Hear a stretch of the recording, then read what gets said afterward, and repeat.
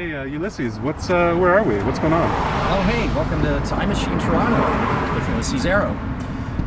Well, what we're going to do here is we're going to do a series of walks around the city. We're going to explore neighborhoods we know, some we don't know. Think of it as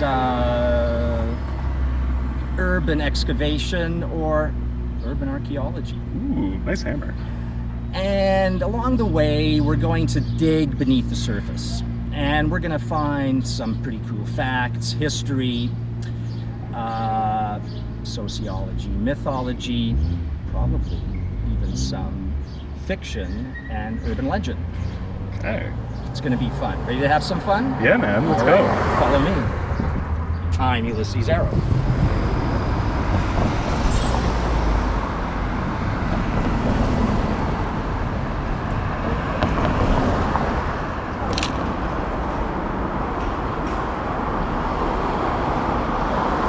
That's a beautiful shot there, Ulysses.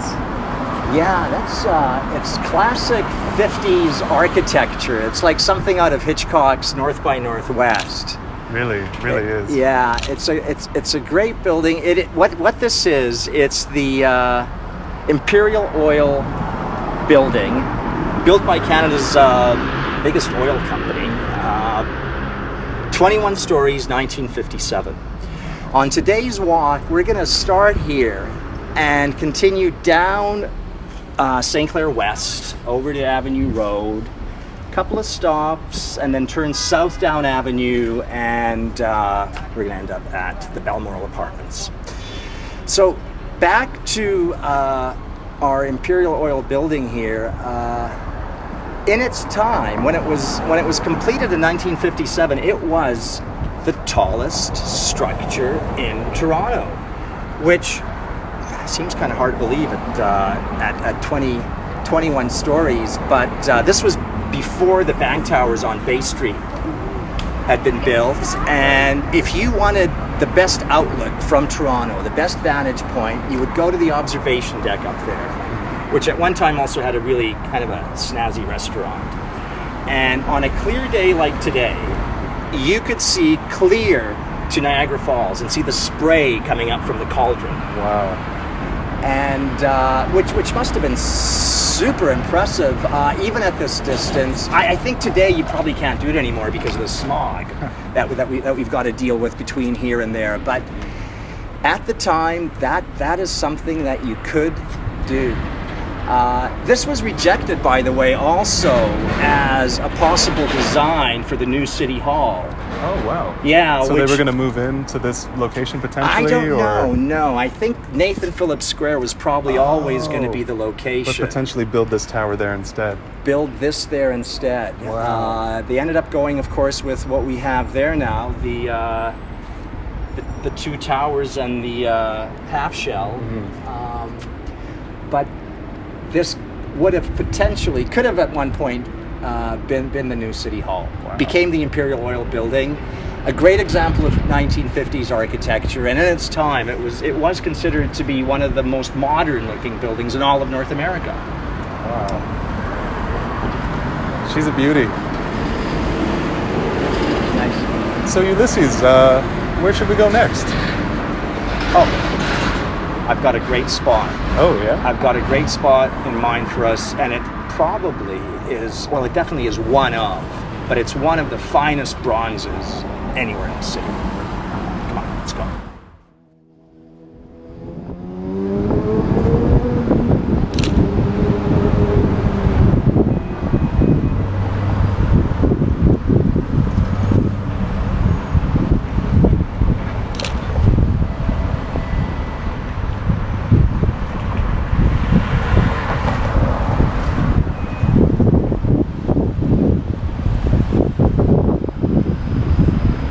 Beautiful. All right, here we are at Peter Pan Park.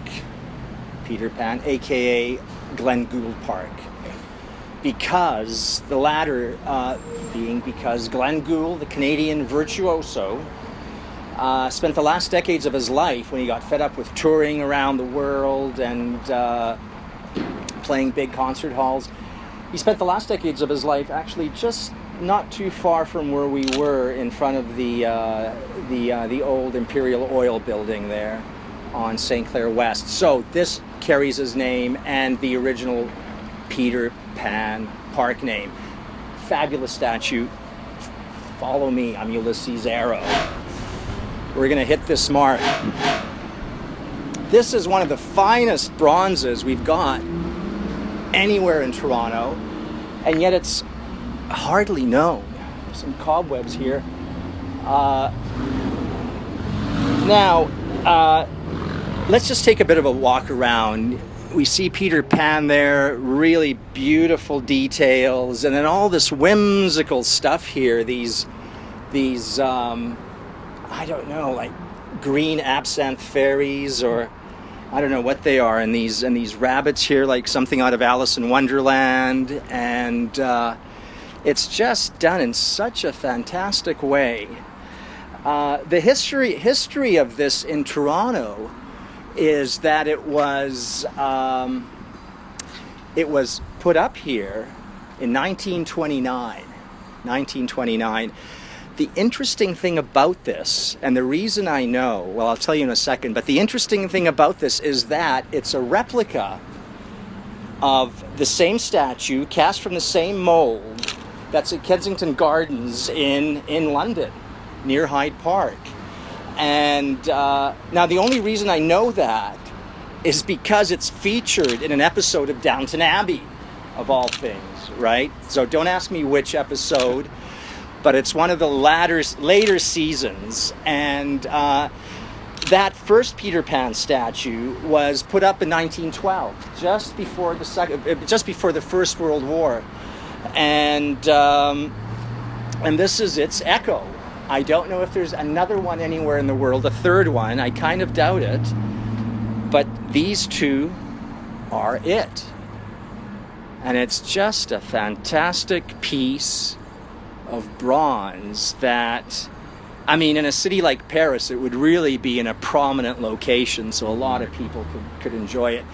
Here in Toronto, we've kind of hidden it in a corner of a park. Pretty big intersection, St. Clair Avenue and West and Avenue Road, but it's hidden here, hidden and covered, as you can see, in cobwebs. But yeah, the spiders seem to like it. Yeah, they do. But what a fantastic bit of sculpture. Truly. Thanks, Ulysses. Where are we going to next? Well, we're going to head south now. Southdown Avenue to a couple of really prized pieces of architecture. Nice. Okay. You're going to enjoy this. It's going to be good.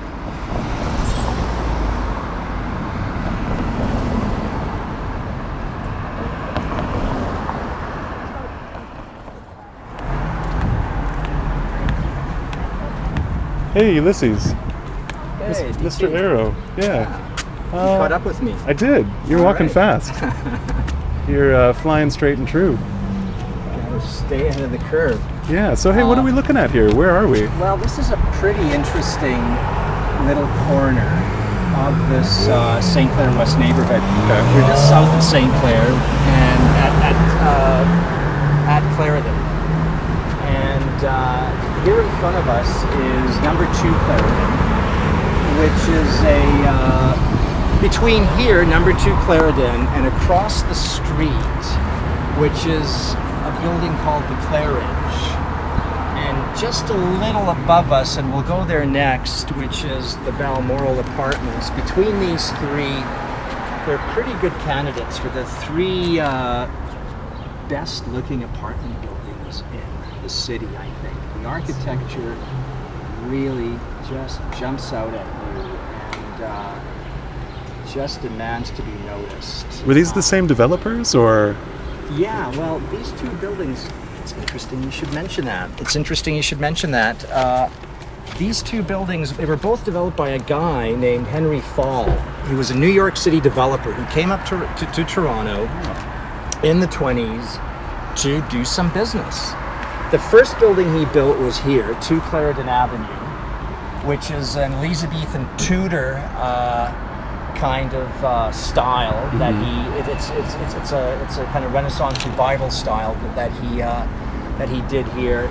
A superb job with the bay windows and the leaded windows, all the details there, really great. And then the second building across the street, and we'll go across the street in a minute or two and take a bit of a closer look and talk just a bit about the Claridge, but that was his number 2 building. This was 1926. This was 28. Both successful projects, and he had a third building going in Toronto. And then what befell Mr. Fall, Henry Fall? Ooh, did he take a tumble? He took a fall. Ooh. He took a fall. Okay. The Great Depression hit. Ooh, that'll do it. The stock market crashed, the Great Depression hit, and he ran out of money. Okay. So he had to just close up shop in Toronto. He left these 2 beautiful structures behind. The third building was never finished, and this is what we have of Henry Fall's legacy in Toronto, and it's a fairly impressive one. It is. It's gorgeous. Is it true? You were telling me that speaking of falls, that the furniture, and I think it was the Clarendon, the furniture came from Casa Loma? Yeah. Okay. Interesting. Isn't that an interesting connection, right? Yeah. Canada's, or Toronto's storied fairy tale castle, Casa Loma, when the guy who built it went bankrupt, there was a fire sale of the furniture, and Henry Fall picked up all of the furniture, the original furniture in the lobby and in the common areas. They all came from Casa Loma. Wow. And there was a restaurant as well, right? There was a restaurant. There was a restaurant on the main floor. It was a very upscale address. It still is an upscale address. But you would have Superior Court judges living in very large apartments in the day, in the 20s. 5, 6 rooms was not uncommon. They would have the domestic staff living with them. Wow. Living like the Ritz. Jeez. And that's the kind of address this was. Different world then. A different world, but coincidentally, I think they're trying to bring a bit of that back because this is a site of a kind of infamous renovation. Oh, really? In the neighborhood. Oh, yeah. I didn't know that. Yeah, so all this construction hoarding that we see, this is sort of the leftovers of that legacy. It is the site of an infamous renovation. The people who did live here until about 2 years ago, with modest rents, were all asked to leave so that upgrades could be done to the building. Okay. Guess what? They were never asked to come back. Right. Because the new owners are turning this into super luxury rental, and this has now been in the works for coming on, what's it been, at least 2 years, probably a bit more than that, and they're not done yet. Wow. But clearly. Yeah. That is the story of number 2 Clarendon Avenue. Wow. So I guess we may as well cross over. Yeah, let's take a stroll across the street. Sure. Let's so this take building, a look at the Claridge. Yeah, the Claridge. What can you tell me about this guy? Because I'm fascinated by the top of the window casements. Yeah. That feels like, I want to say Middle Eastern or Russian or some sort of Asian influence. Right. It's done in an Italian Moorish style. Ah, there it is. Okay, that's what I was Spanish noticing. Moorish, Italian Moorish. It definitely has echoes of the Middle East. Yeah, that's what I was picking up on. A little flavor there. And so this was 1928 that this was completed. 2 years after the Clarendon across the street, and let's just walk through the driveway here a little bit. I'm noticing. Inside, go ahead. No, I'm just noticing in the masonry, the triangles and circles, the motif there, inverted and then right side up triangle. Right. Very interesting. Yeah. Well, sorry, what were you going to say? There's probably a story behind that. Yeah, probably. We'll maybe hit that on on another walk through this neighborhood. But yeah, I mean, you talk about that Middle Eastern thing. I mean, that looks like a dome on a mosque, doesn't Sure, it? yeah. That detail above the window. Yeah, it does. It's really quite interesting.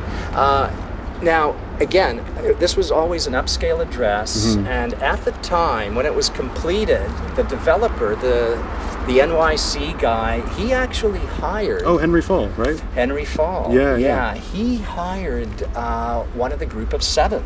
Oh. J.E.H. McDonald. No way. One of the founders of the group, and he was commissioned to do a very elaborate mural with gold leaf that decorates the lobby. Now, we're not going to be able to go inside, but let's just poke our nose at least right up against the door. See what and we can see. It was kind of... It's just gorgeous. Yeah, it is, isn't it? The detail is stunning. I feel like we're trespassing, but it's worth it for this view. It's worth it for the view and just to kind of drink it in. Yeah, really gorgeous. And so, yeah, McDonald of the group of 7, his stuff is all over the McMichael Gallery and the... and Kleinberg. And the AGO, right. And so the murals in there were designed by him. He didn't actually execute them.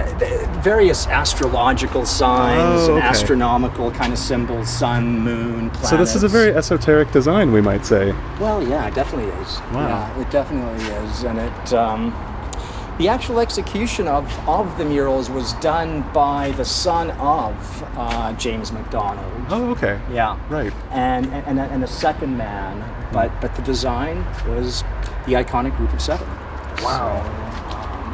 And that this is just hidden here off of Avenue. Like I've lived in this neighborhood for years and I didn't even know this was here. This is a hidden gem. It's a little treasure, and kind of like our Peter Pan statue, it's not very well known. People drive, thousands of people, tens of thousands drive by every day, and most of them don't take a moment to actually notice this little corner. So McDonald, which of the group of 7 was he, right? Because there were 7 of those guys. Sure. And one of my favorite paintings by him, he's really quite well known for having very distinct colors, strong kind of brush strokes. Yeah, almost textures. Fauvist with his technique. Very, very strong. Yeah, very strong technique, a lot of bright colors. Yeah. And one of my favorite paintings by him is Gleams of the Hills, which it's a bit esoteric. What is that? But it's a gorgeous painting that he did in Killarney Provincial Park, which is on Georgian Bay, a few hours north of here. And there are these really great kind of rounded mountains, and it's very signature, kind of iconic group of 7s. So.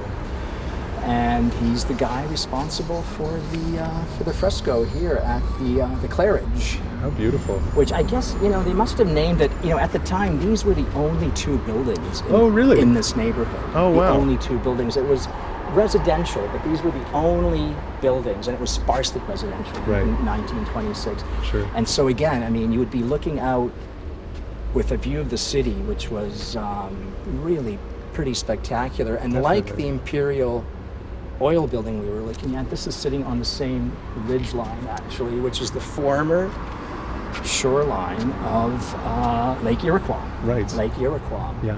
And which is this prehistoric, lake.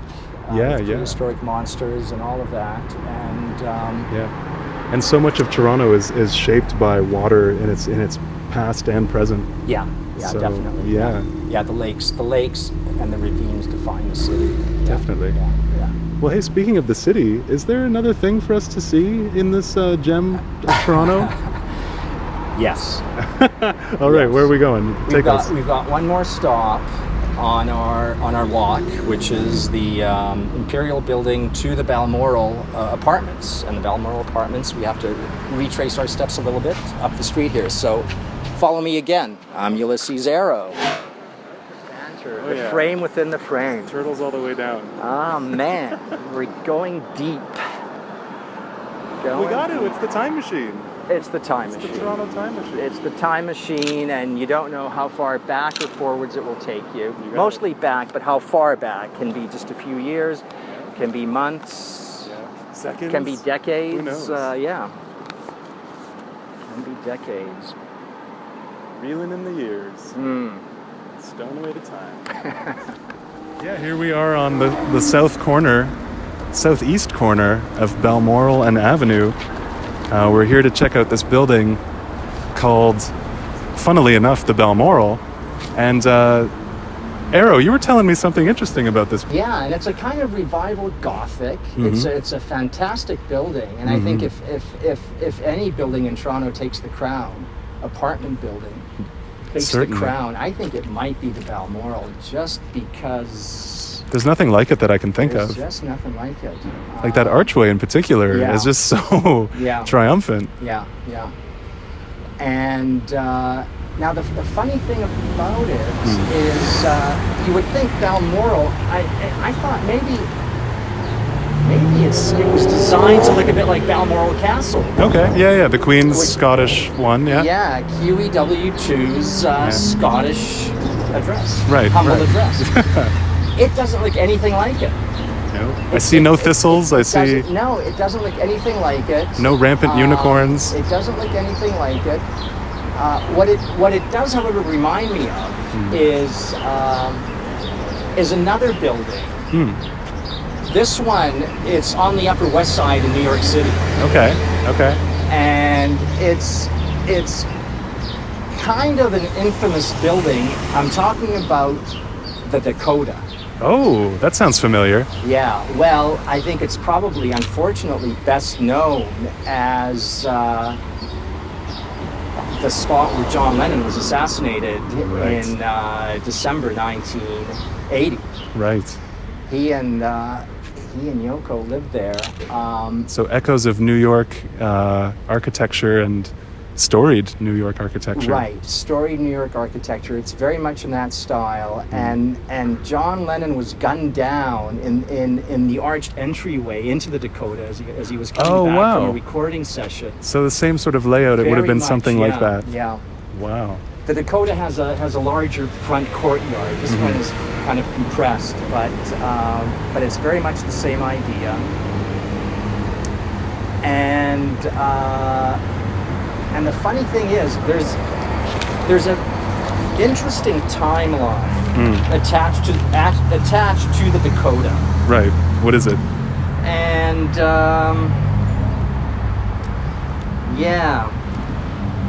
so 1980. 1980, we get John Lennon being gunned down. Right. Rewind 1968. Gotcha. 12 years earlier. 12 years earlier, and you've got Roman Polanski's Rosemary's Baby being shot at the Dakota. Oh, wow. Yeah. Oh, wow. Which is this, weird Polanski horror, cult, devilish cult kind of movie. Sure. And Mia Farrow is the woman who was impregnated by the devil. Right. She's going to have the devil's child. Right. Rosemary. Which is so classic Polanski. That film comes out in 1968. Okay. Right. Then later that same year, the Beatles' White Album comes out. Okay. Yeah. The Beatles' White Album. Yeah. Within a year of that, Charles Manson in LA starts to believe that the Beatles are talking to him on the White Album. Uh-oh. Right? That's not good. Yeah, it's never a good thing when you think a rock album or any kind of recording. Any album, yeah. Yeah, it's talking to you. So Helter Skelter, Piggies, and a number of other songs on the White Album he thought were, coded messages. Were coded messages specifically for him. And he was a guy who actually wanted, first of all, to be a kind of like a rock. Some sort of celebrity. Star. Kind of music celebrity. Yeah. He liked to play the guitar and sing. And so imagine a night of Charlie Manson at the guitar on stage, right? That would be something to remember, a night to remember. Jeez. Yeah. But anyway, so that happens both of those things happen in 68. Both of those things, the White Album and Polanski's Rosemary's Baby. That's 1968. 1969, okay, again, fast forward 1 year in Los Angeles, and you have the Tate murder, Sharon Tate. Right, yeah. And her friends. She's having a dinner party. Roman Polanski's not there. But he's affiliated, yeah. Well, they're married. You're right, exactly. He just happens to not be in town. Yeah. And so she's having a dinner party. She's 8.5 months pregnant. Rosemary's Baby. Yeah. She's 8.5 months pregnant, and in comes the Manson family. Oh wow. So many parallels. And the infamous murders. Kind of strange coincidences. And so that happens, right? Then 1973, Lennon moves into the Dakota. Right.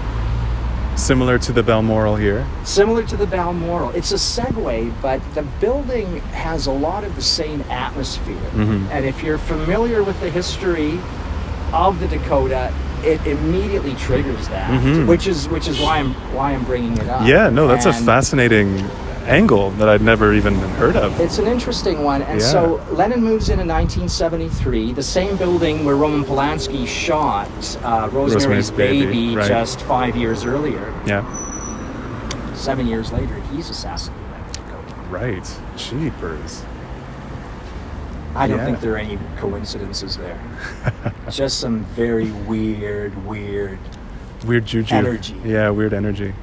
Weird energy. So. Well, I wonder how much of it the Balmoral here channels, if any. Well, it's an interesting thing, but I've heard from more than one person that they've seen the ghost of John Lennon. Oh, what? Wandering through the halls of the Balmoral. That's fascinating. Yeah. Okay. So I don't know if it's some sort of wrinkle in ghost time. Or yeah, a fold in space. But I think that similarity somehow draws that energy. Interesting. Very cool.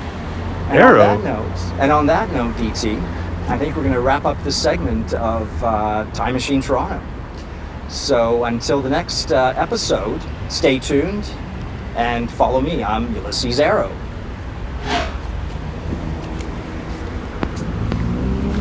Lovely.